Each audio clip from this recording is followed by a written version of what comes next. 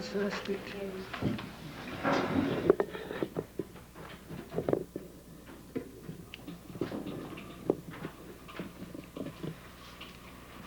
Tvang Stri, thou art woman. Tvang Pumanasi, thou art also man. Tvang Kumara, thou art the little boy. Utava Kumari, and also the little girl. Tvang Jirno Dandena Vanchasi, thou art the old man walking with a cane. Tvang Jato Bhavasi,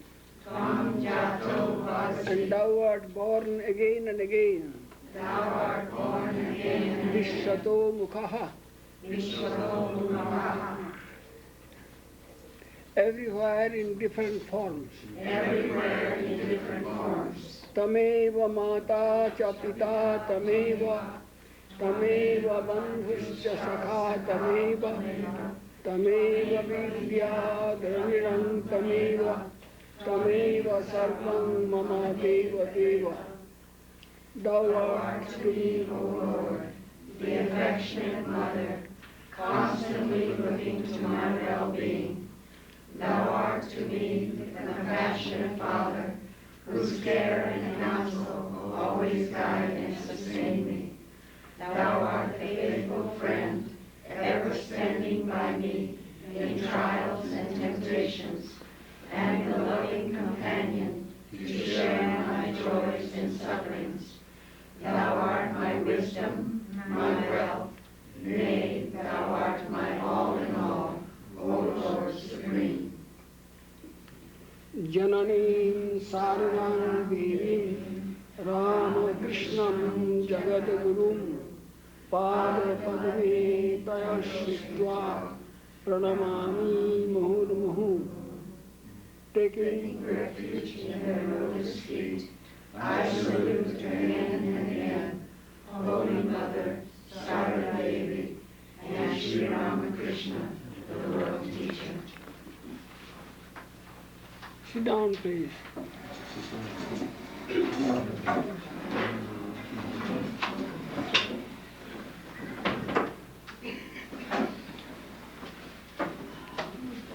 Sit down.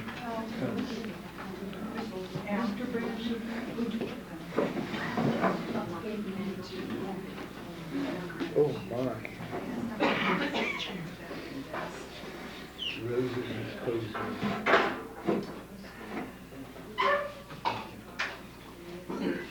Swami Prabhupada is not here. He has gone to Davis.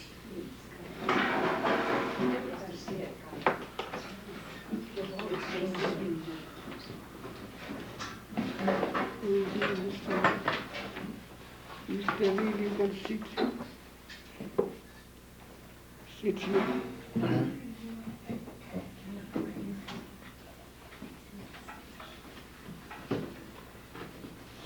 Or Mr. Reed. I'm right here. That's good. Okay. Hold the chair. I want to get that. Hold the chair. I want to get that in the middle of it. Okay, I'm holding it. Okay.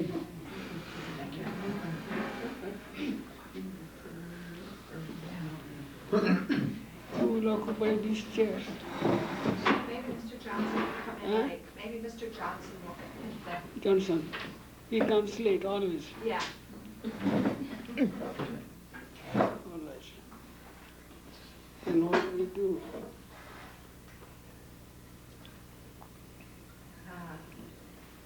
Brahmarpana we do? Say Brahmarpana.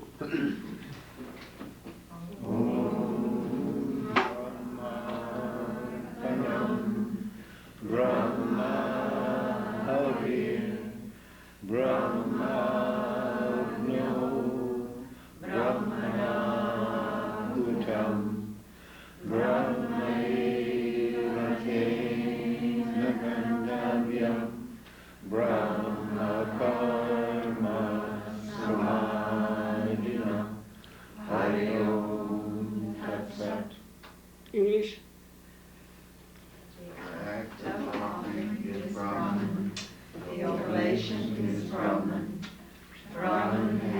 offer the oblation in the fire that is drawn. He who has the understanding that all actions, objects, and instruments of action are Brahma, realizes Brahma.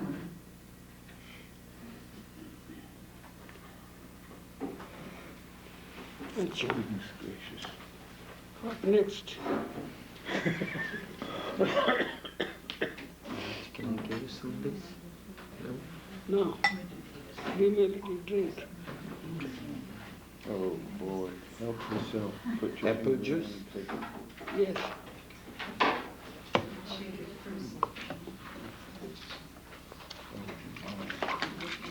How beautiful.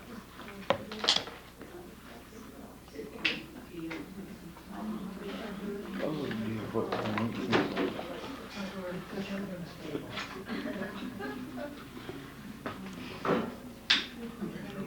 Who brought these sweets? Bought them. $15?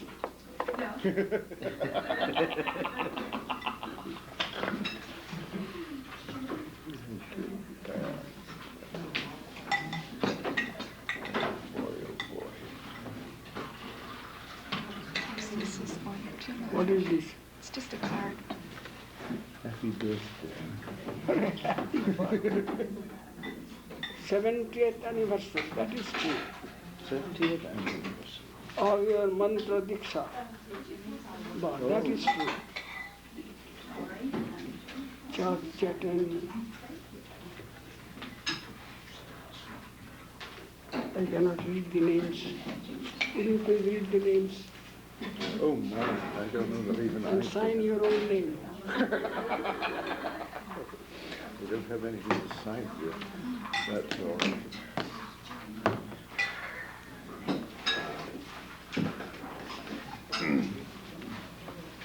Maharaj, congratulations on the 70th anniversary of your mantra diksha given by Swami Shivananda.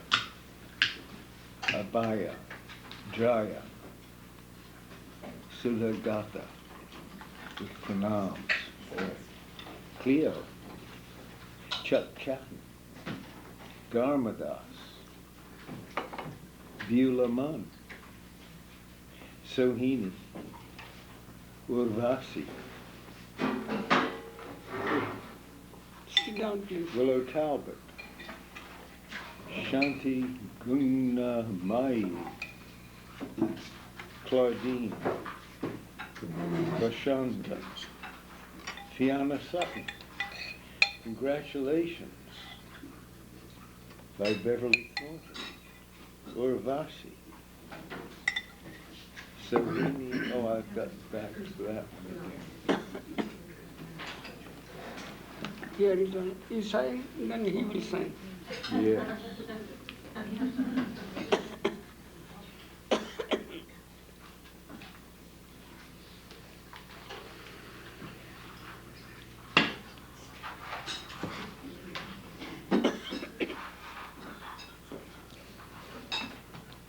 Is that good? Plus for him to sign. Yes. And Oh, within there's plenty of parentheses you room. write LC. LC is the title, latecomer. Okay. As long as you remember what that meant.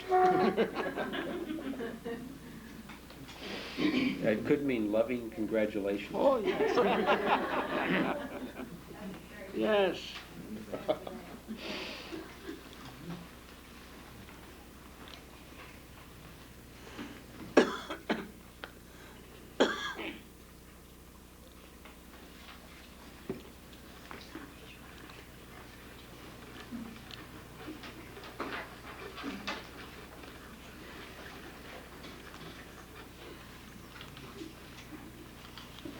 Very good.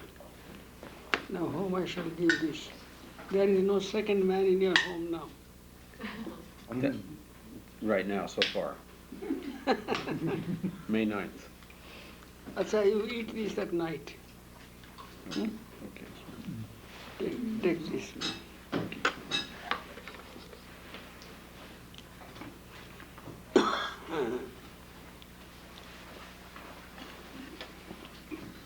what is this? I told you to give half a glass and you have given half a full glass. Oh, So take half Okay. away. You can drink it if you like. Thank you, Maharaj.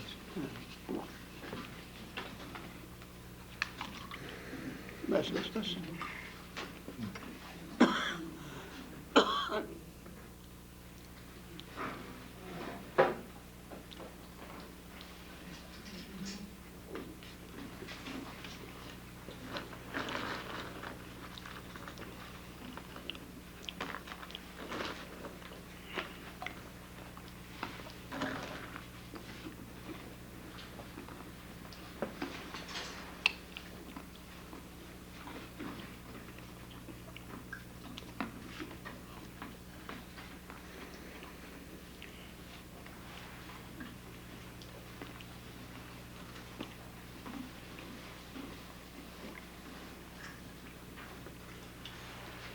When Swami Shivananda gave me initiation, I was alone. In those days there were no crowds. Now those who give initiation, they have to give initiation to hundreds of people. They stand in one line. But in those days,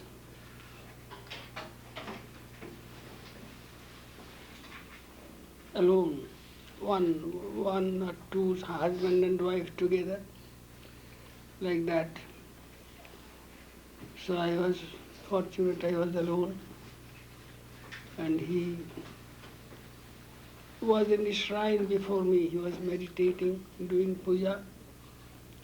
Then the Swami who is in charge of the shrine, he stands outside. So he led me inside. And Mahapurush Muni greeted me by sign. And where he was sitting, to his left side there was a small table, and on which the shoes or slippers, I think, I did not know how it was covered. The shoes of, or slippers most probably, Sri Ramakrishna. So he asked me to touch that, salute that. So I saluted that. Then he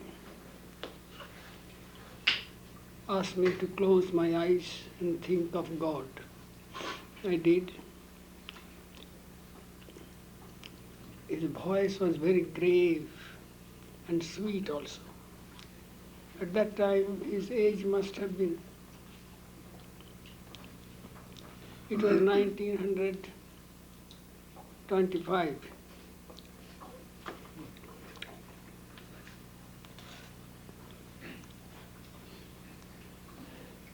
So he was not so old as in the last days.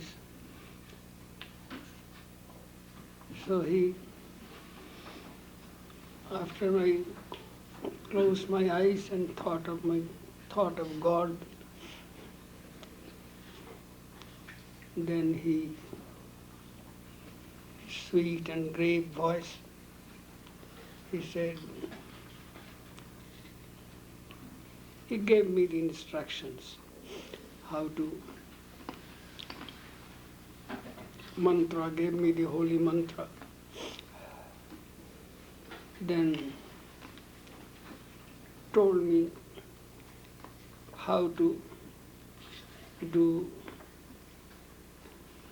japa. That was later in his bedroom, when he returned to his bedroom. In the afternoon, he showed me by hand how to do japa. Later on, he gave me mala, one mala. And still later on, I had received the second mala, one with 108 beads. One was 54 beads, half of that.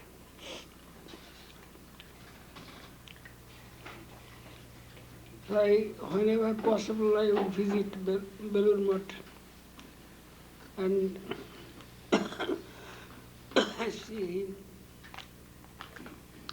At first I was a little nervous. Then slowly he drew me. First, there are so many advisors. When you go to Math and become a new brahmachari, there will be 16 advisors. They will advise me in 16 different ways. So one or several, 2 or 3 advise me. You see, Mahapurush Maharaj, in the evening, he takes a little rest lying down, and some devotees press his legs and feet. You also join that party. It will be good for you. You have initiation, and he is a guru to do service. It will be good for you. They advised me, and I was new. New means new, not new. I, as a student, I used to visit Belur Math. So I followed that advice and was doing that. Then Mahapurush Maharaj said, it is not time yet for you to do these things. You have been just initiated. You should go to the shrine and do japa and meditation. That is your duty now. These will happen later. So I did that, and sadhus and brahmacharis had the opportunity of meeting him in the morning at 6 o'clock or 6:30. Day begins quite early, 4:30 the shrine opens. So by 6 o'clock or little later, Mahapurush Maharaj was ready for receiving these sadhus and brahmacharis. So all will come one by one, and he was cordially, he would receive everyone and talk to each one. If somebody would ask a question, he would answer. At that time, he had the physical ability to come down and walk around and go to the place where they were cutting vegetables for offering. The pet cows were there, he would pet the cows. There are 2 dogs, his favorite dogs. They would come and look at him, and he would throw. What he would throw? Like the sandesh. And they would gobble up the sandesh. So he was very lover of animals.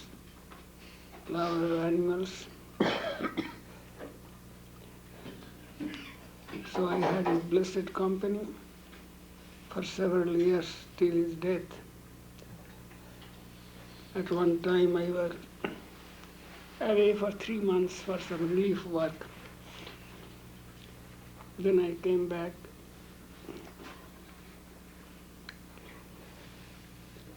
He was a great soul. Each of these great disciples, if we read their life stories, how hard they practiced their austerities, how they met the Master, and how the Master received them.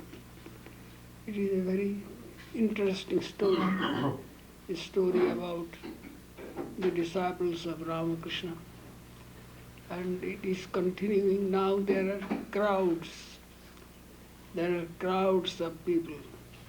If I go to India, there will be crowds rushing to me. And I am not accustomed to this for several months, 4 months or so. I live in my sick bed. I am alone, and there's So for me to change into that pattern, where I do not know anybody, all are new. Those whom I knew, they are all gone. Just I am going. So many of them have become old, and everyone is not in the balloon mutt. So when I think of that, I sometimes am afraid to go to mutt, because my plan is to not to go to visit any other place, just stay in Belur Mutt for 10 days or so, and then go to Holy Mother's place, Udbodhan. There is facility there, big place, and more people can come, and their facilities. This is my plan, but when I think of all around unknown faces, you see, those whom I knew, they are all either old or all gone. But Thakur never goes away. He is always with us. That is our consolation for devotees.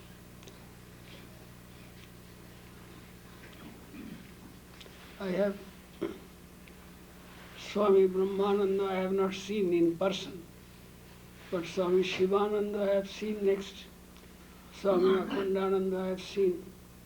Swami Vivekananda I have seen. Swami Shraddhananda I have seen. Swami Premananda I have not seen. And Swami Turiyananda I have not seen. Who are the two? Niranjanananda. No, I have not seen them, the two standing ones. Neither I have seen him. And who are back, I have seen them. Thakur, Ramakrishna, Holy Mother, every day. Unfortunately, my back is towards them, but he is watching everyone. So you have given me this what? I appreciate that very much. 70th anniversary of your mantra Diksha. Signature. I will preserve it. Very nice. Yeah. This is worth preserving.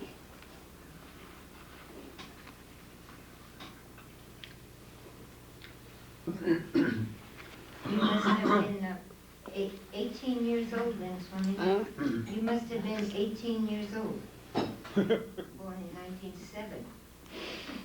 I was born in 1907, that's true. So 25, you'd be 18. I was then a student, college student.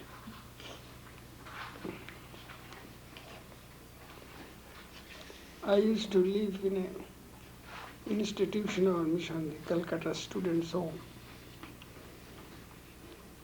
Swami Vivekananda was the in charge, and they all were changing their residence. And when I went from the old house. They said, when you return, you come to the new house. It's spacious, bigger building, accommodating more students, and which was later visited by Mahapurush Maharaj and M, the author of the Gospel. One day there was a celebration, and they still, Calcutta Students' Home, they still observe that 25th of December is the day. When Mahapurush Maharaj came, then Swami Subodhananda came, M came, the author of the Gospel. Mahapurush Maharaj stayed overnight, and that was a blessed day for us.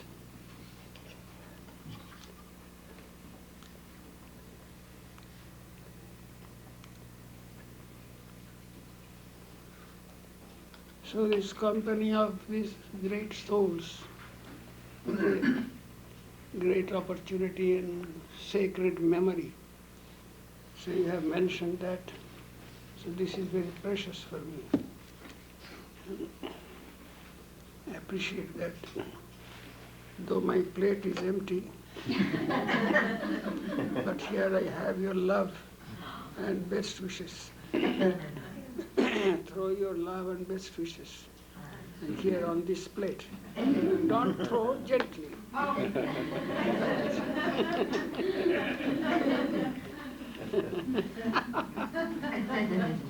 put it in my mouth. Love is great.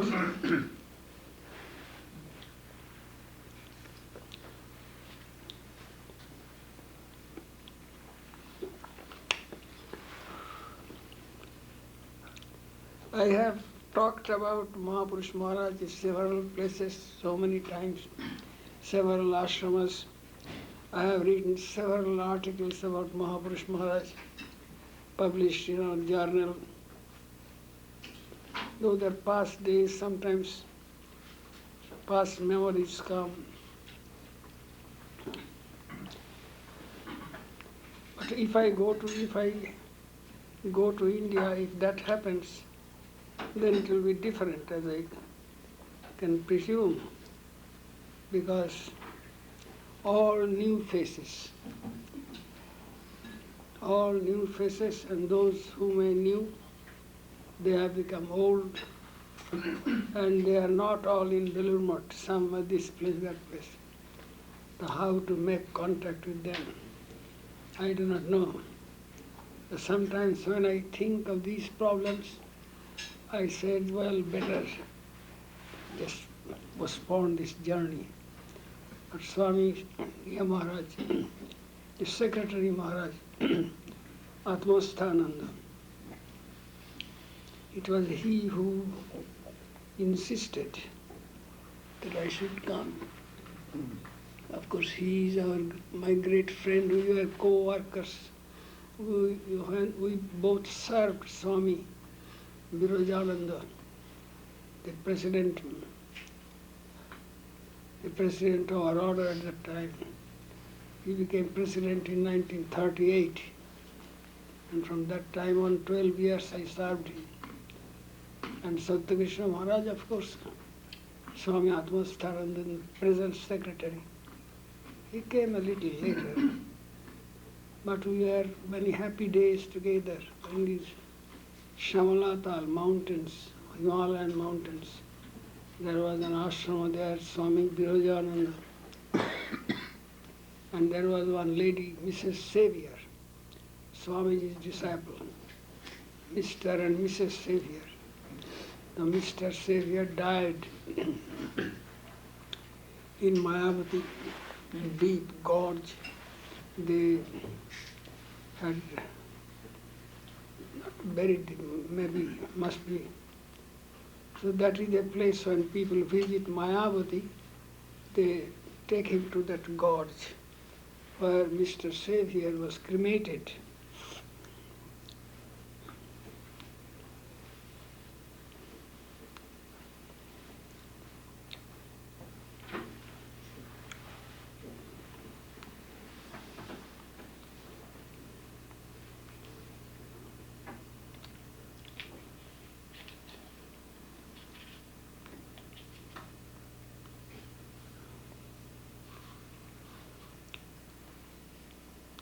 At Belur Math, Mahapurush Maharaj died in Belur Math. And Swami Akhandananda, he also died in Belur Math. Swami Shraddhananda died in the Holy Mother's house where he used to stay as his secretary. And Swami several others, whoever died, their body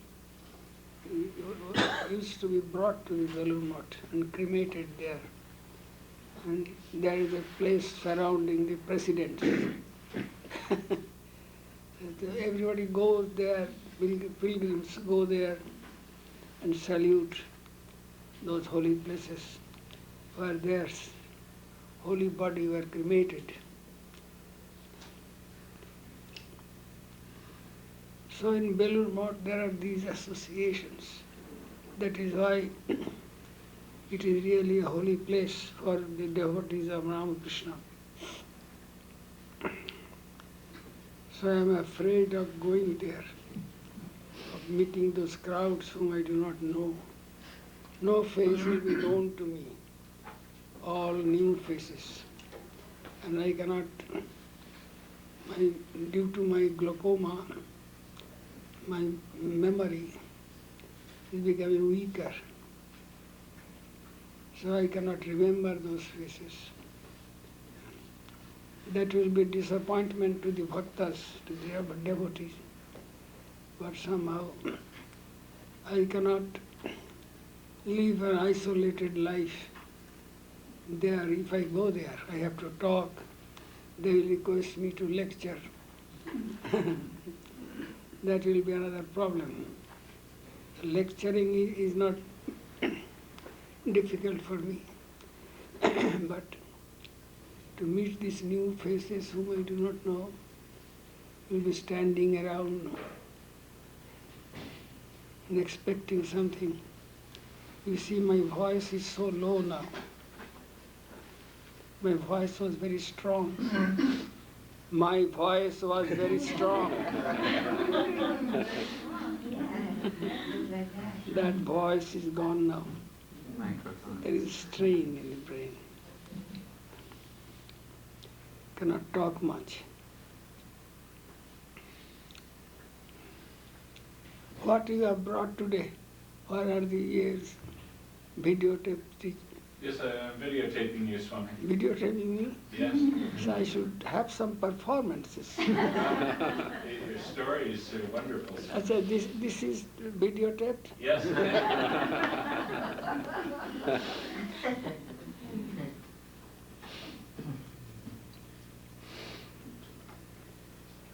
We shall have to read something.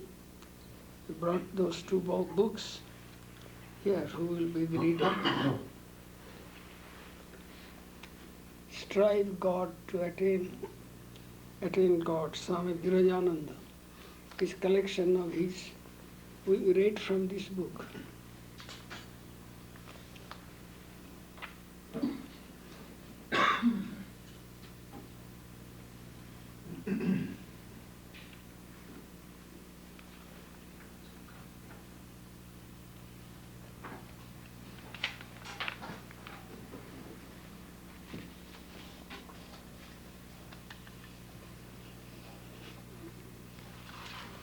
We read, there is no page mark. Yes, Huh? this is a marker. This page mark. This is the marker. Let us find out. Can you find out some suitable?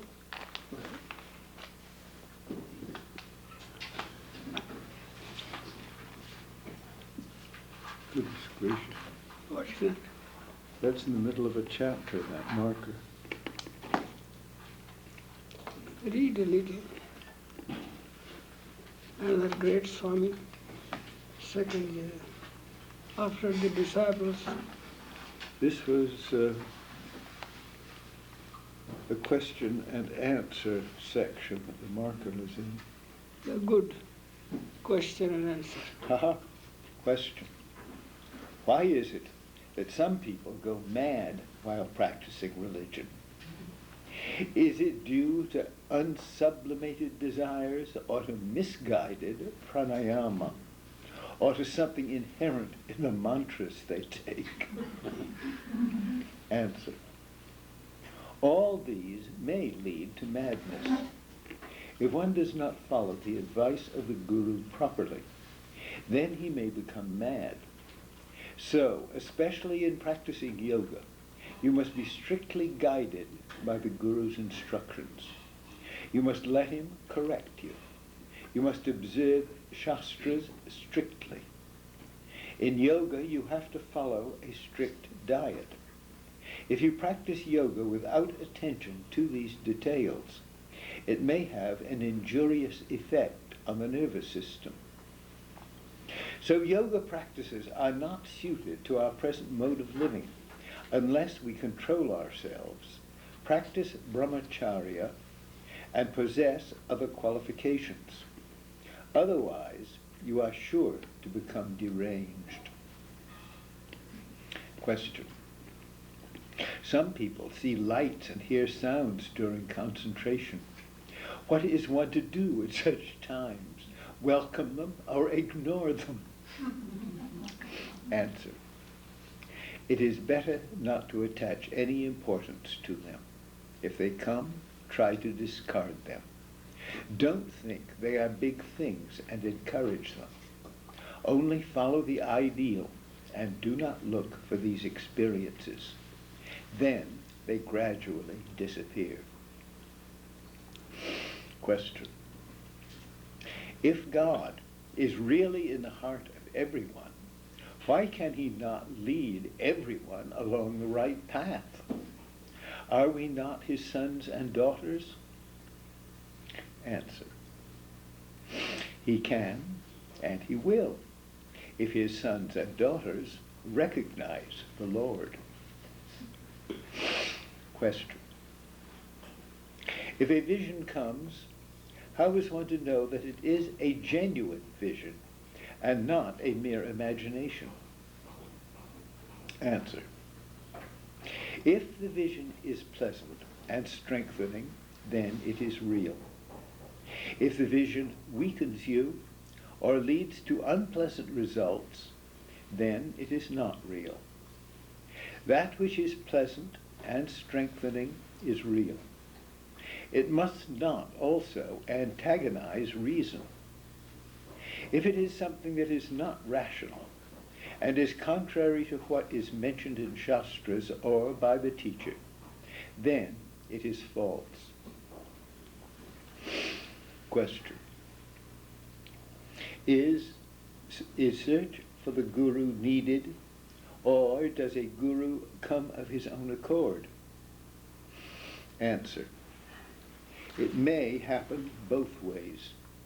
If you have an intense desire, the Lord sends a proper guru. If the guru does what he professes, then you may understand that he is a real guru. If he is spiritually advanced, then you may accept him as your guru and follow his instructions. Question. Is God to be seen? Can we hear him also? If God is really spirit, are not the visibility and audibility of him as of material things paradoxical? Answer. Hearing or seeing God is in the consciousness, in spiritual consciousness. You hear and see, but that has got nothing to do with matter. It comes to your consciousness in that form, and there is nothing material in it. We can see God with a spiritual eye and not with the two material eyes. The third eye is developed by meditation. So also in the case of audibility.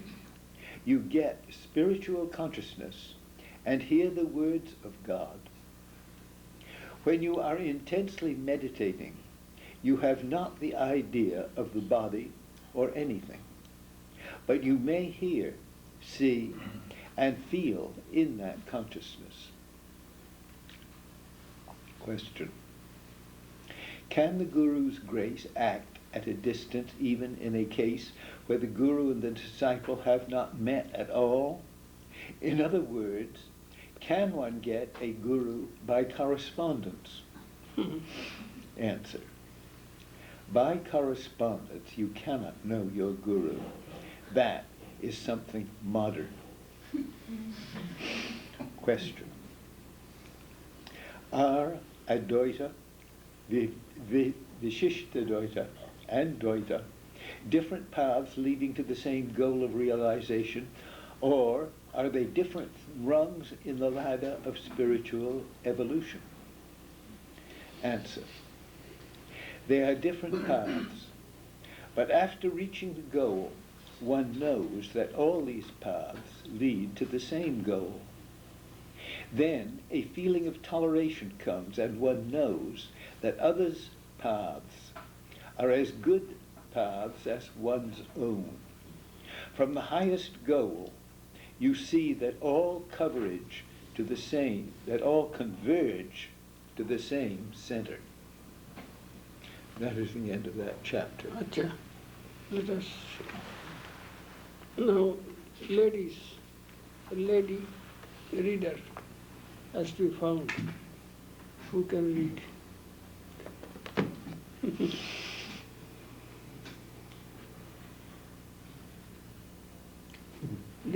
Who is this? I think your vision is very sharp, Swami. It's Vashi. Urvashi. Yeah. You will be a suitable reader. You read before. Yes. Acha, let us find. Not much, you can read 15 minutes.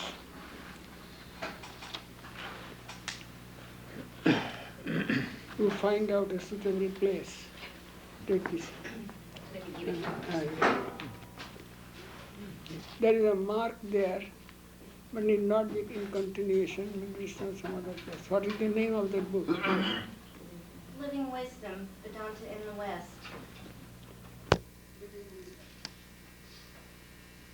It's a lot of different writers. Yes, Oh, it's Mantra Yoga by Swami. that was read. Yes.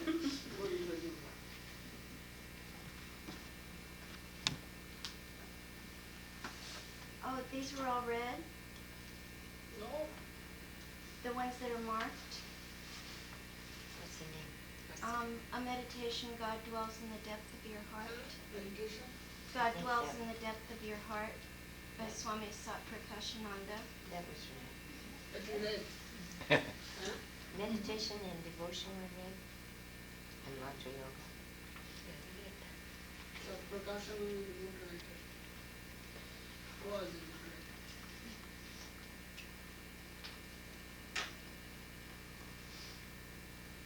Find out the contents, I will tell you. Okay, I have the contents here. Yes, Should I just start reading it? yes. What the contents is? What is Vedanta? An Introduction by Christopher Isherwood. Real Religion by Swami Vivekananda. The Minimum Working Hypothesis by Aldous Huxley. The Starting Point, Swami Ashokananda. Is Vedanta for the West? Swami Atmarupananda. The Problem of Evil, Swami Prabhavananda. A Meaningful Life, Pravrajika Vrajaprana. The Wisdom Teachings of India, Richard Schiffman. Meditation according to the Upanishads, Swami Aseshananda. Idolatry, Aldous Huxley. Faith. Aseshananda, read that. We read that Meditation one. according to Upanishads. So Aseshananda, not like Swami still alive.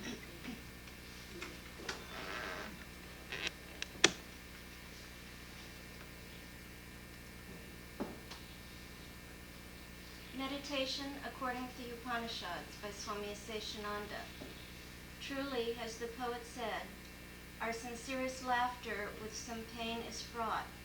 There is no abiding joy I in... think I read part of that already. Already? It's been read. Just part. Yeah, there's a mark here in the middle of it. I just will find out another.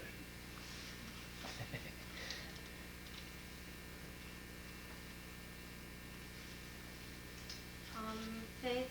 So Ashokananda, Yeah, there was one, The Starting Point by Swami Ashokananda. These Shackles Must Be Broken by George Fitz. Peace, Swami Swahananda. The Gita and War, Christopher Isherwood. Swami Ashokananda's article can be read. Okay. You have heard of Swami Ashokananda? I've heard of him, I've never met him. You cannot meet him, but he has come here. And it was he who had plans for this Sacramento Center and various branches in. He was a great personality. Swami Ashokananda. Many here, some here at least, have seen him, Mr. Lee has seen him. I have seen him. Who else have seen him? Bhakti Ji. Bhakti Ji, Bhakti-ji, yes. Beverly Thornton. She'll come, Mrs. Thornton. Mr. Lee, yes. Yes. Yes, Miss Sutton. So read his, yeah. The Starting Point by Swami Shivananda. Religion is the natural expression of man's being. We can no more get rid of it than we can do away with our very self. In our heart of hearts, there is an inevitable craving for the eternal, the immutable. Man can never rest contented with the ephemeral. It can delude him for the time being, but it cannot suppress or subvert his inherent longing for the truth. So long as there are changes in the world, so long as death and decay are the necessary conditions of life, this instinctive desire for the real will force itself up time and again and set men on the quest of religion. Science, philosophy, and art have the same impulse behind them to discover the truth.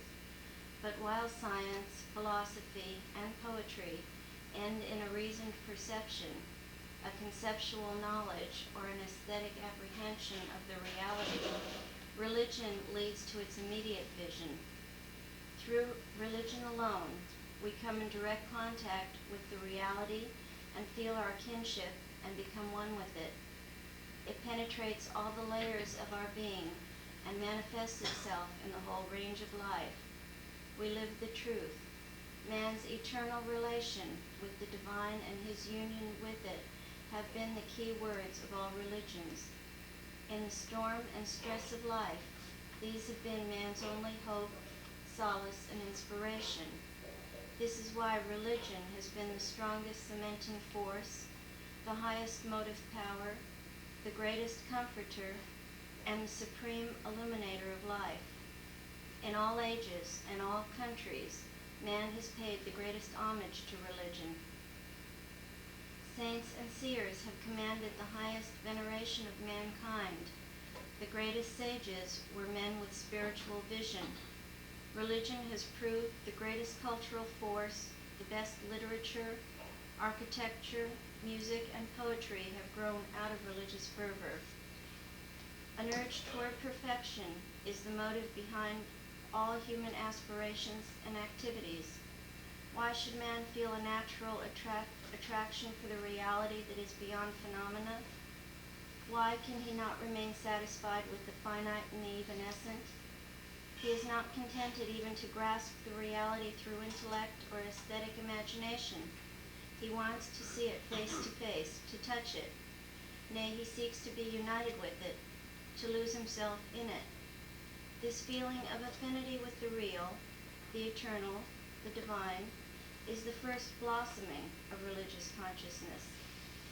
Man longs for the eternal and the infinite, and at the same time feels his littleness, weakness, and imperfection. This creates a sense of awe, a blending feeling of attraction and repulsion. It is not fear, for fear always repels, never attracts. Like attracts like. The human self is eternally related to the divine. Divinity is in its nature.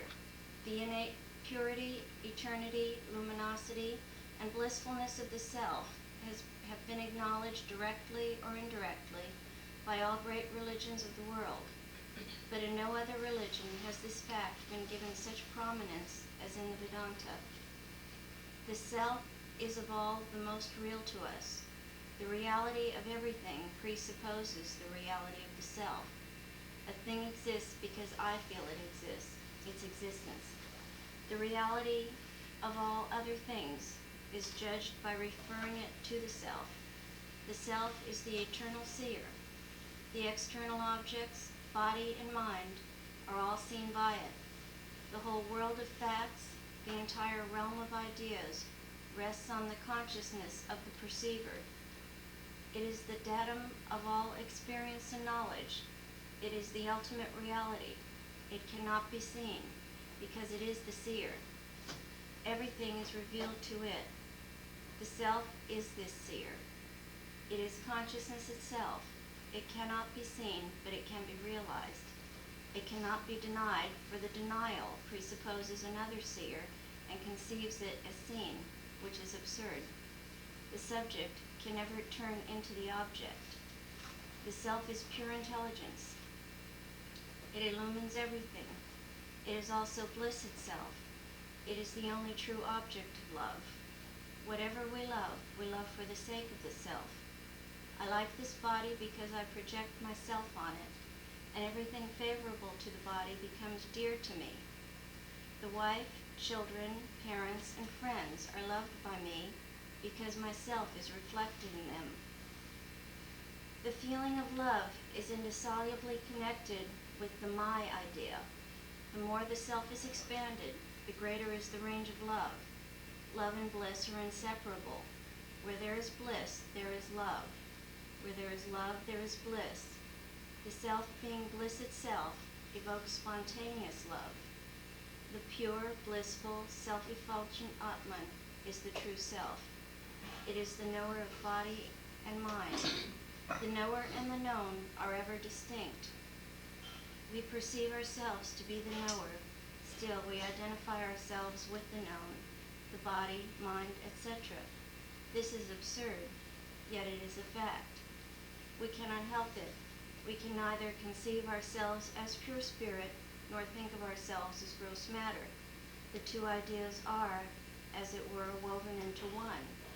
By identifying the self with body and mind, we have imposed on ourselves all the limitations and imperfections that belong solely to body and mind. Hunger, disease, growth, decay, birth, death, happiness, misery are the properties of body and mind. So the title of the article is what? The starting point. Starting point from Upanishad, No? meditation. That was another article, Swami. Oh. This that the title is The starting point. Starting point. Mhm. They are falsely ascribed to the changeless self, the witness of all.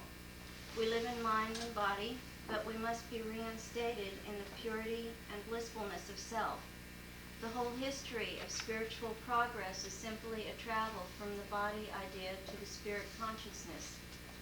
To uphold the pristine glory of the Atman is the supreme need of religion today.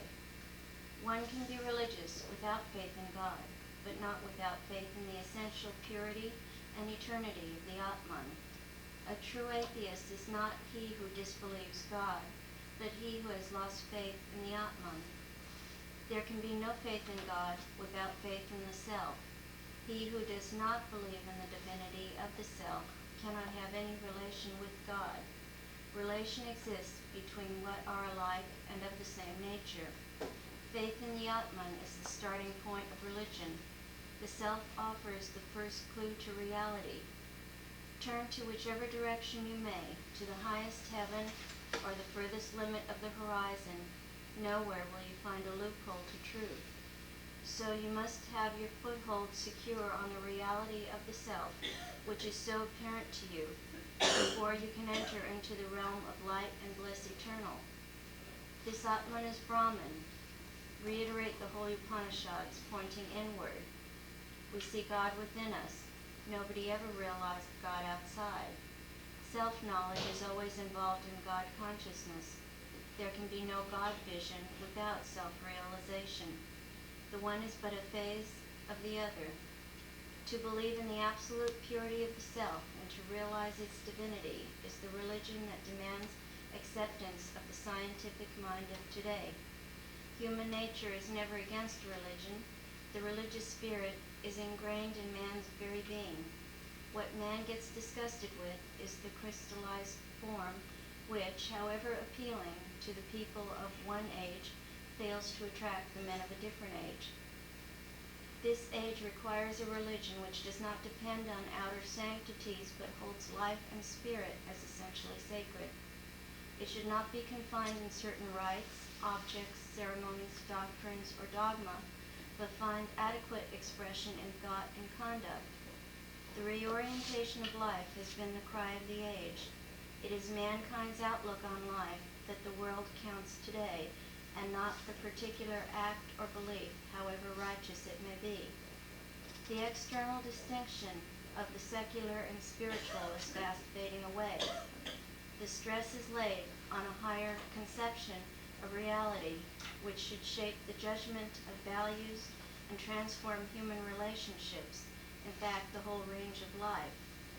Spiritual life, rightly understood, is not a life of isolation. It does not consist in mere disengagement of the spirit from the contagion of the flesh. The self should realize its aloofness from the physical and the mental being, and at the same time guide and restrain them according to its needs and ends.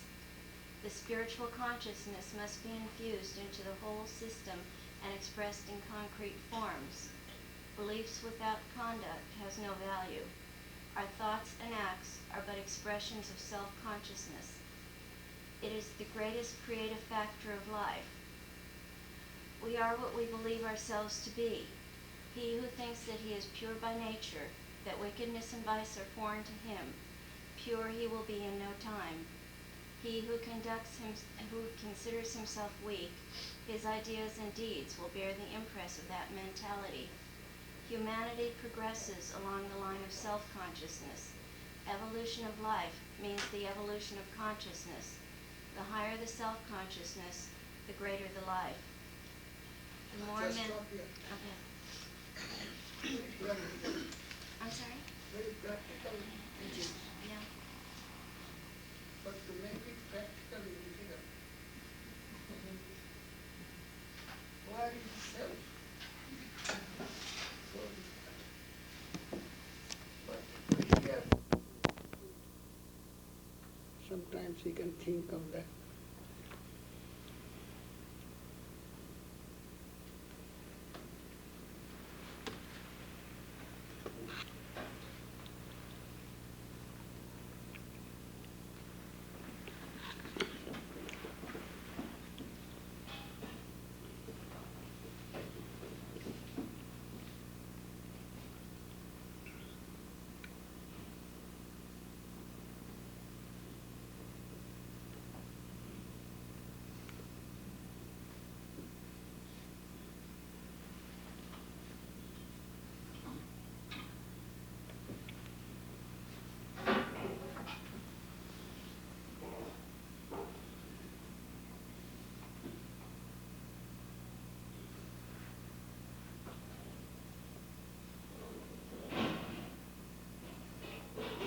Your camera is working. Yes, Swami.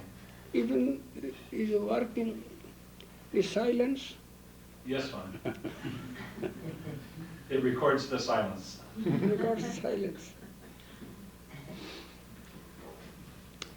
Let me chant something, sing something, and do something.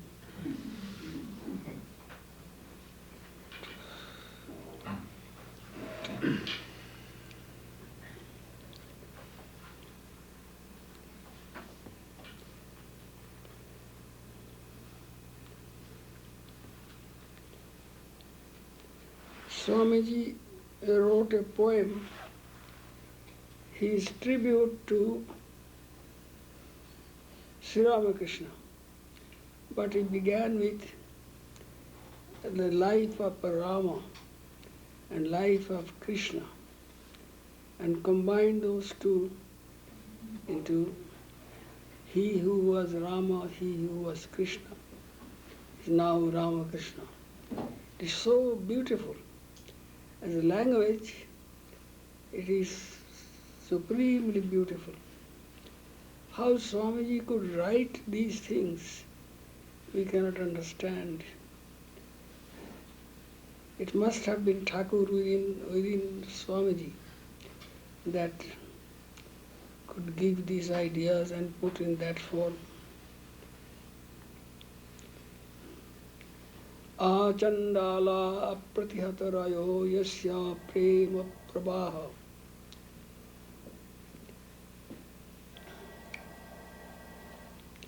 The flow of whose love began from the lowest, the man of the lowest caste, pariah, his love extended from the lowest of men to the highest. It Achandala Pratihatarayoyasya Prema Pravaha Loka Tippaha Rajaho Loka Kalyana Margam. Though himself, he was beyond the lokas, beyond all the worlds and all, but he never gave up his service to man. Though God himself is beyond, he does not need to do any service, because the whole world moves by his light, by his work. But he says, though God is himself beyond all actions, beyond all expressions, but he did not give up the task of doing, showing his love to everyone.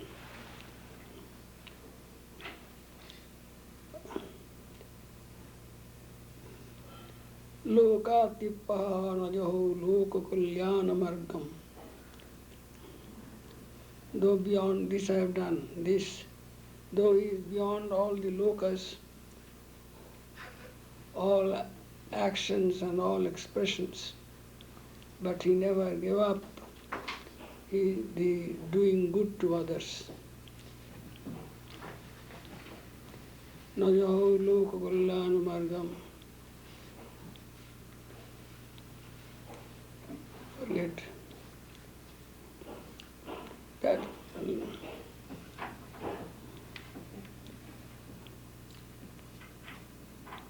Bhaktya jnanam vritavaravapu.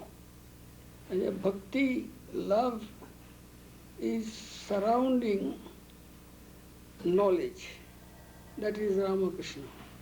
The bhakti is covering the jnanam. As if jnanam, knowledge, has put a garment of bhakti, of love. Bhaktya jnanam vritavaravapu. Sitaya yohi Ramo. Sita stands for bhakti and Rama stands for jnanam.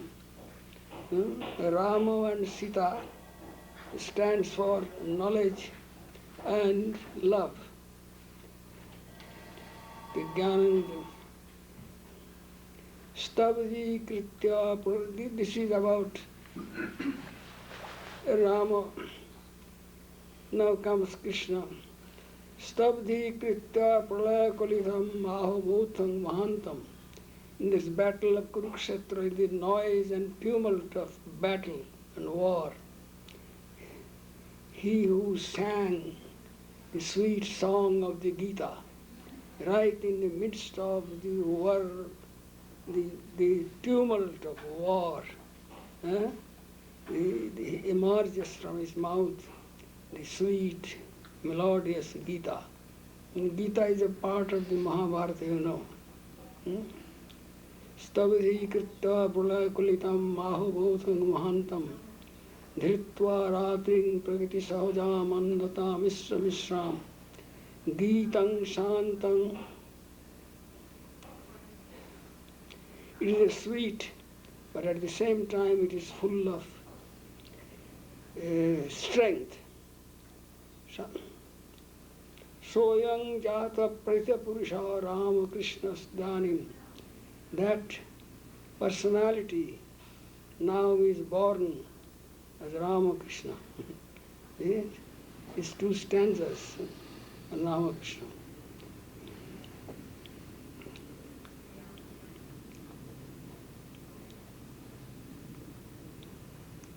Worth reading and chanting.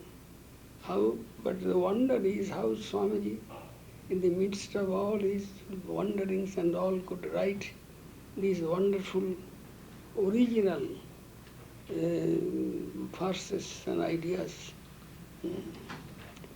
Who is real Ramakrishna? We say that he Thakur had said many times to several people, not to several people, but to some people who would understand, he who was Rama, he who was Krishna, is Ramakrishna here. That thing Swamiji expressed in this poem, beautiful poem.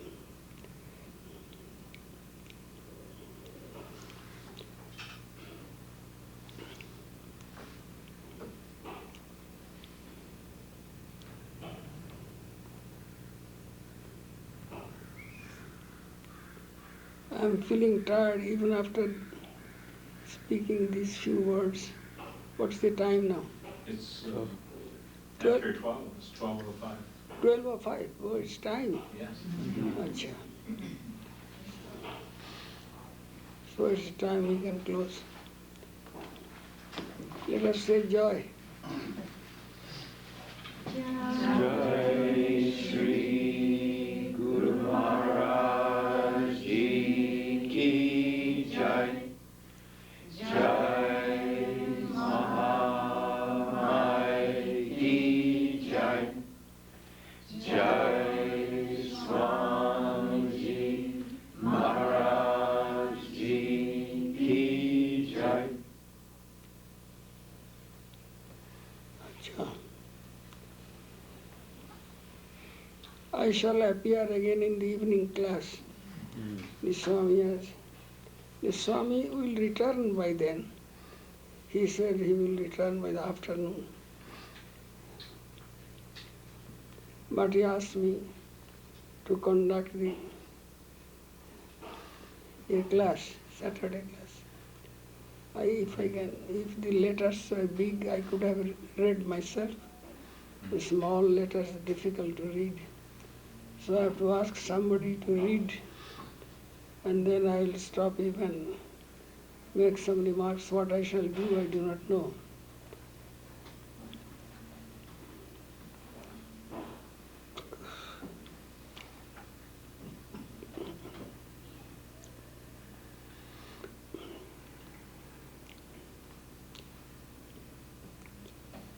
Everybody has eaten? No, I haven't. What is He Bhakti? hasn't. Huh? He hasn't. Bhakti has not. He's forgotten that he did eat. He's kidding. Eating. That is not sufficient. He is not. No, it's not. He wants more sandesh.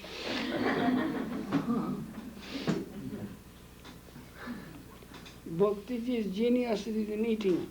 Oh, yeah.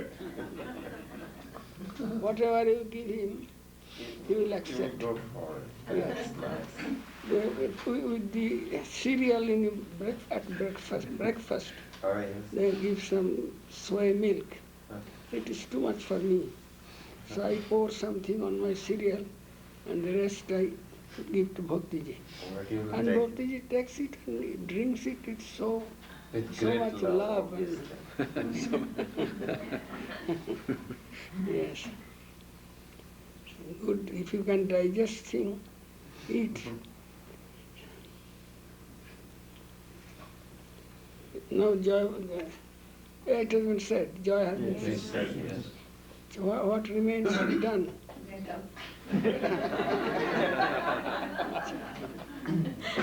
But we shall meet again in the evening. And how? But no. You will be coming at the evening? I'll be working tonight, so. Oh, working tonight. You ready to get up, Swamiji? Yes, take this. I will take this after I help you up. Yes. Yes.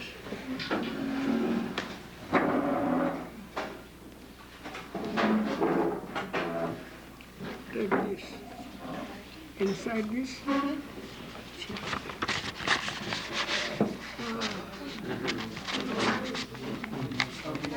Yeah.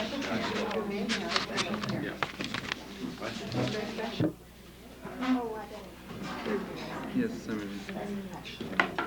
Give my lathi. This is for I don't know who is for you. These are extras, so Huh? these are leftovers, so they'll have them for lunch, perhaps, the rest tonight. Whoever likes can take them. Don't store in the monastery. Monastery is weak, old man's asylum.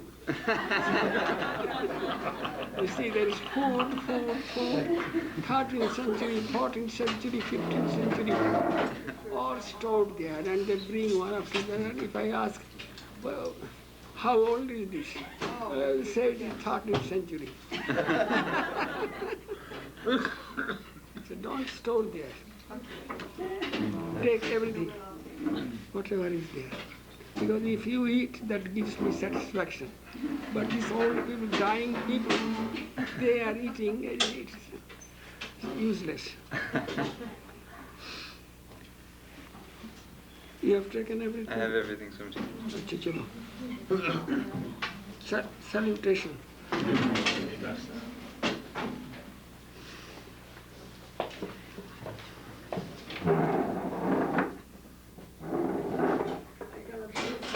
I know, I just want to tell you about a couple of them. I'll tell you outside. Oh, boy. Can I give you a push in this direction? Any way I like. How wonderful.